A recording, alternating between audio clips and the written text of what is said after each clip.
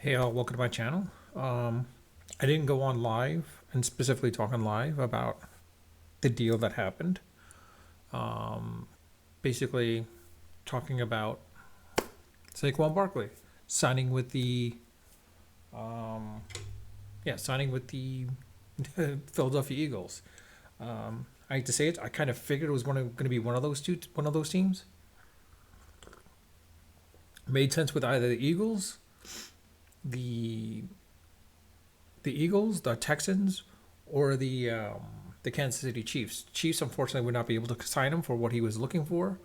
But we know I don't want to say the Eagles had what they could provide him, but I mean, it provides him a larger offensive weapon. Put it that way.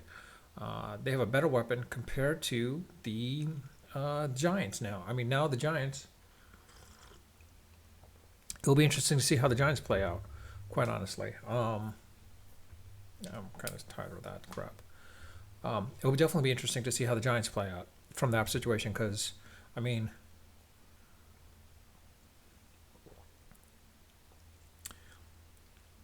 they are ramping up their offensive line. I see that. We're seeing their own line being revamped a little bit. But I think this will prove otherwise how this works out for Daniel Jones to prove himself. Because let's be honest, the reason why the Giants were in half these games was because of Saquon when he was playing. Get rid of him. Let's see how good Daniel Jones is as a quarterback. If he doesn't, if this proves other, I think this will prove otherwise that he is a complete bust. The Giants should never have signed him. Uh, Again, I'm sorry, I'm hating on Daniel Jones, but I will hate on him until he proves me otherwise. I would want him, of course, to prove me otherwise and prove me wrong. I want that. I hope for that. But I'm being realistic. Um, yeah, look for the Eagles, of course, again, to basically take first place.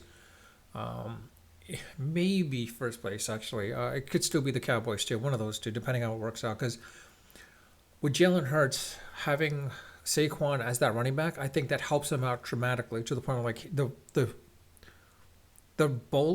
burden should not be all on his shoulders at that point. It will fall onto also Saquon at that point. And look for this by doing this. Saquon joining the Eagles, look for him to be less injured as he was with the Giants, basically. Because let's be honest, with the way things were going, he was going to get injured again, anyways, in the 2024 season, 2025. So let's be honest about that. Now, what should the Giants do? Honestly, like I said, I think the Giants need to rebuild from scratch. They need to rebuild from scratch because get the quarterback and then build from there. Because once you get the quarterback, running backs, I don't want to say they're a dime a dozen, but they can be a dime a dozen. And you need the wide receiving core to be built out a little bit as well too.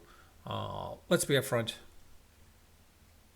Once Manning had Victor Cruz, it were helped out a little bit, but at the same time, you just need a little bit of an offensive weapon. Um, just need to get the right running back that can grind it out. That's pretty much what it comes down to.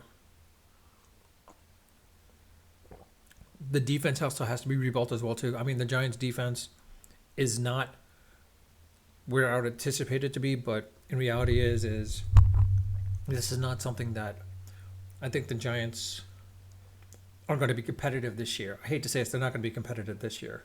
That's why I think the 2022 season was kind of misleading, quite honestly, because the fact is like we had high expectations because of that. I didn't, but a lot of fans did. I was hoping maybe a repeat, but I knew that was never going to happen with Daniel Jones in the helm. I think he needs to go. I hate to say it. I'm hoping the Giants can trade up for a better draft pick, but I think this is not the year of the draft for quarterback. I think not next year, but the year after. We'll see what happens the year after. Um, yeah, but outside of that, I mean, I hate to say this, but this is. I don't want to say it's a drawback to the Giants.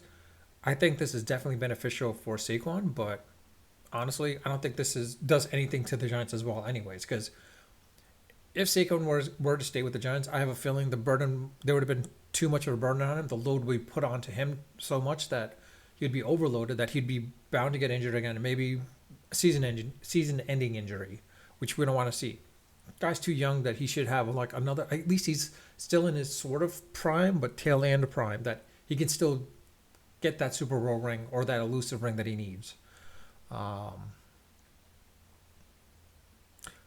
Honestly, I put it this way: Saquon, I can see this happening. If Saquon being with the Eagles, I can see maybe, just maybe, Odell going to the Eagles. His talents have diminished considerably as well too, but by putting him on board there too, he won't be a threat as he was in the past. But OBJ could provide some alleviations to the other wide receiving core with Philadelphia. But anyways, I'll leave it at that.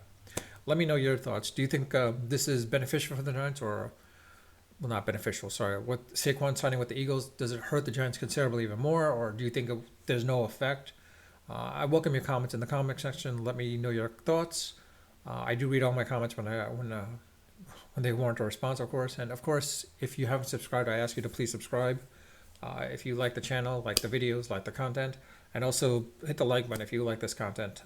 I know I should be talking about more, but honestly, it's not something I was gonna expect. I wasn't expecting Saquon to actually stay with the Giants, honestly, because after what they did with him, I was not gonna be surprised he was gonna go off with another team. I always thought it was either gonna be the Eagles, Kansas City, Texans, or maybe even Las Vegas, but I was right that the fact that like he made more sense to fit into the Eagles line of work. Seems like that's what happened, so I'll accept it. Again, I'll leave it at that. Unfiltered, unedited, and of course, always unrehearsed. Until next time.